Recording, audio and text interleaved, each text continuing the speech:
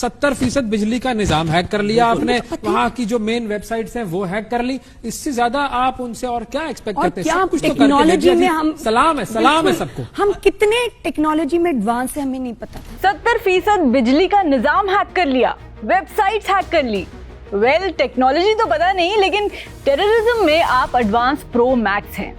और हाँ, ड्रामा करने में भी। आपके मासूम जो शहीद हो रहे हैं उनसे अल्लाह की मुलाकात होगी, दुनिया में उन पर क्या बीती इस पर भी बात होगी। और भाई साहब, फेक खबरें फैलाने में भी पाकिस्तान काफी एडवांस है।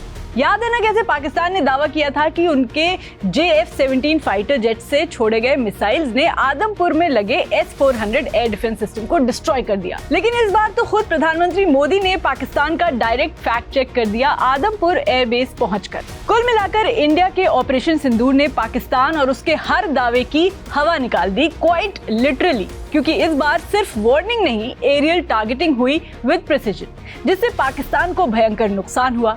तो चलिए आपको बताते हैं कि ऑपरेशन सिंदूर से जुड़ी लेटेस्ट रिपोर्ट्स जो आई हैं, इनमें साफ कहा गया है कि पाकिस्तानी एयरफोर्स को असल में कितना डैमेज हुआ है। मेरा नाम है हरीम और आप देख रहे हैं स्विच। सोर्सेज के मुताबिक इंडिया ने पाकिस्तान के 20% एयरफोर्स एसेट्स डिस्ट्रॉय कर दिए, यानी पाकिस्तान का लगभग हर 5वां फाइटर जेट या air combat system non functional हो गया। डैमेज्ड एयरक्राफ्ट्स में JF-17 थंडर जेट्स, जो पाकिस्तान के प्राइड जेट्स कहे जाते हैं, उनको भी नुकसान हुआ और कुछ एयरक्राफ्ट्स को हैंगर के अंदर ही टारगेट किया गया। और अगर पर्सनल यानी जानी नुकसान की बात की जाए तो सिर्फ भोलारी एयरबेस पर ही 50 से ज्यादा लोग मारे गए, जिसमें 4 एयरमैन और स्क्वाड्रन लीडर उस्मान शामिल था। इतना ही नहीं, पूरे ऑपरेशन में पाकिस्तान ने एडमिट किया कि 11 मिलिट्री पर्सनल मरे हैं और आर्मी प्लस एयरफोर्स के मिलाकर 78 लोग जख्मी हुए हैं। इंडिया ने 7 मई को ऑपरेशन सिंदूर लॉन्च किया, एक high precision military strike across Pakistan terror infrastructure. ये स्ट्राइक्स इतने एग्जैक्ट थे कि पाकिस्तान के 11 एयर बेसेस पर डायरेक्ट टारगेटिंग हुई। 10 मई को सीज फायर हुआ, लेकिन उससे पहले पाकिस्तान ने भी मिसाइल और ड्रोन से काउंटर अटैक की कोशिश की। बहरहाल इंडियन एयर डिफेंस ने वो सब रोक लिया और फिर शुरू हुआ इंडिया का जवाब। ऑपरेशन सिंदूर में जिन पाकिस्तानी एयरबेसेस को निशाना बनाया गया वो थे नूर खान एयरबेस रावलपिंडी, सुकूर एयरबेस सिंध, रहीम यार खान पंजाब, मुसहफ एयरबेस सरगोदा, शहबाज जकोबाबाद नॉर्दर्न सिंध और भुलारी नॉर्दर्न थाटा यानी जमशोरो डिस्ट्रिक्ट में। ये बेसेस ना सिर्फ स्ट्रेटेजिकली इंपॉर्टेंट थे, बल्कि यहीं से पाकिस्तान अपनी सर्वेलेंस और डिफेंस कोऑर्डिनेशन चलाता था।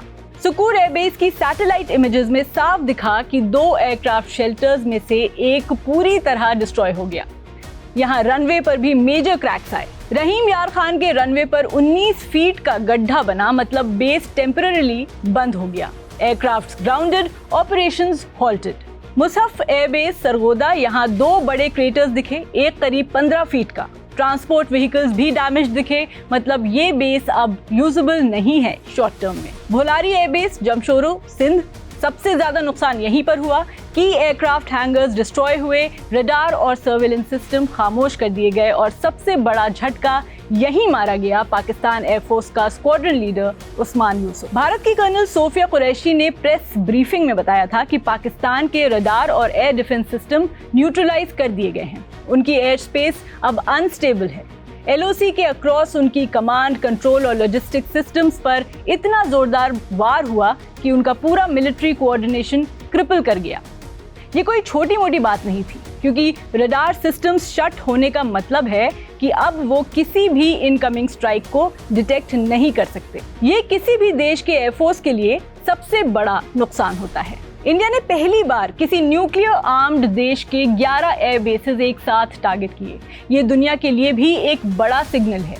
इंडिया न सिर्फ केपेबल है, बल्कि प्रिपेयर्ड और कॉन्फिडेंट भी है।